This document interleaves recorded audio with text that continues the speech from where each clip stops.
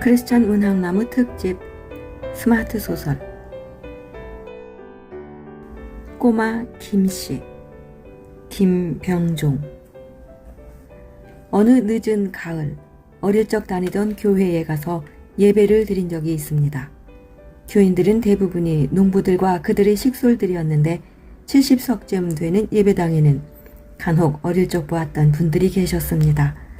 30해 전에 지금의 나보다 더 젊었던 분들이 할아버지가 되어 있었고, 내가 어릴 적 노인이셨던 분들은 찾아볼 수 없게 되었습니다.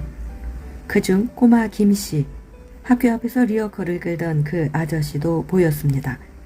그때는 교회에서 그분을 보지는 못했는데 언제부터 교회에 다녔는지는 모르지만 내가 예배에 참석한 날 꼬마 김씨 내외도 보였습니다. 참 반가웠습니다. 꼬마 김씨는 키가 150cm쯤 되는 분이었습니다.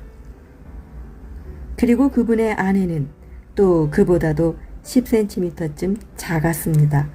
어렸을 적 어른애 할 것 없이 그분을 꼬마 김씨라고 불렀습니다. 그날은 예배 후 추수감사절에 어린이 연극이 있었습니다. 꼬마 김씨 내외는 즐거워하면서 그 연극을 보고 있었습니다. 그런데 얼마 후 꼬마 김씨는 자리에서 일어나고 싶어 하는 것 같았습니다. 그는 자기 아내에게 눈짓하며 엉거주춤 자리에서 일어나려 하였습니다. 그때 뒷좌석에 할머니 한 분이 엄한 표정으로 가만 앉아 있으라고 하자 다시 자리에 앉았습니다. 한 프로그램이 끝나고 막간에 다시 꼬마 김씨는 자리에서 미안한 듯 일어나려 하였습니다.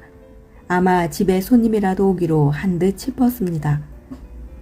이번에는 할머니가 뒷좌석까지 소리가 들리게 울어댔습니다. 왜 일어났다 앉았다 하는 거야? 주제에 뭐가 바쁜 일이 있다고? 꼬마 김씨는 더욱 미안한 듯 웃으며 뒤를 돌아보고 뭐라고 입을 달싹였지만 할머니는 다시 짜증을 내었습니다. 가만 앉아 있어. 그러자 꼬마 김씨와 그 아내는 다시 자리에 앉고 말았습니다. 그때 나는 희미한 흑백 사진처럼 옛날 일 한 토막이 떠올랐습니다. 30해 전 제가 초등학교 5학년 무렵 일입니다. 꼬마 김씨는 그때 내가 다닌 초등학교의 용역으로 가끔 불려왔습니다. 그런데 꼬마 김씨가 학교 용역으로 일을 도와주던 때 학교에서 도난 사건이 있었습니다. 창고에 두었던 밀가루 2포대가 없어진 일이었습니다. 파출소에서 순경이 왔습니다. 순경은 몇 사람의 얘기를 대충 듣고 나서 꼬마 김씨를 불렀습니다. 그는 우선 와들와들 떨고 있는 꼬마 김씨의 뺨을 냅다 후려쳤습니다. 그런 다음 멱살을 쥐고서는 날카롭게 째려보며 말했습니다.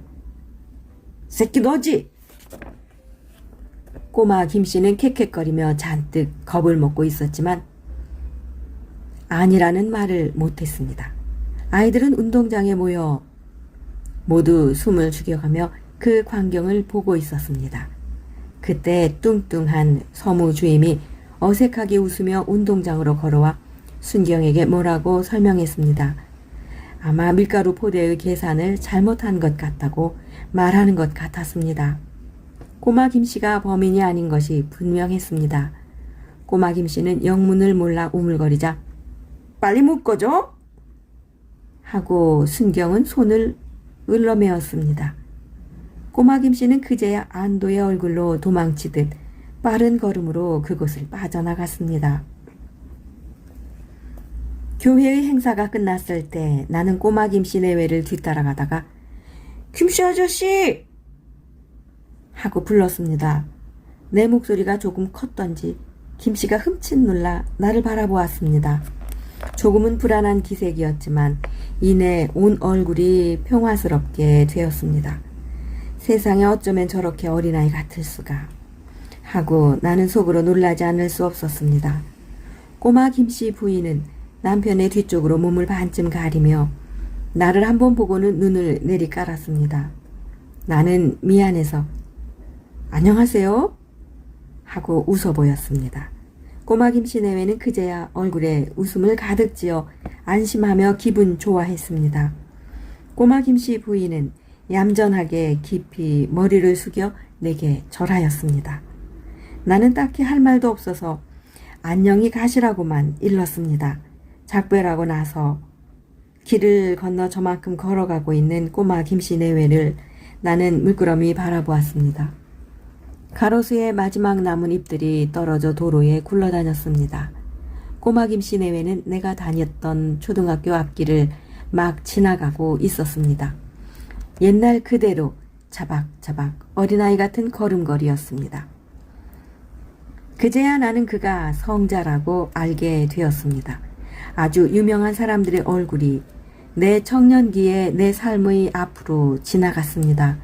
유명한 화가, 유명한 조각가, 유명한 문인, 유명한 종교인, 유명한 누구, 유명한 이런 식으로 말입니다. 그들이 한동안 내 눈앞을 어지럽게 했습니다. 높은 목청들이 내 귓가를 때렸습니다. 그 모든 주의 주장들이란 결국 내가 옳다 하는 것들이었지요. 그러나 40살이 넘어서면서 나는 내가 목표로 하는 인간상을 규정하게 되었습니다. 예술이나 지식으로 쌓아올린 인간상은 차라리 쉬웠습니다. 꼬마 김씨는 그런 인물들과는 전혀 다른 피 안에 있는 그런 분이었습니다. 나는 그분의 얼굴에서 차라리 아득한 절망을 느껴야 했습니다. 너무나 접근이 어려운 먼 거리에 서 있는 것으로 생각되었기 때문입니다.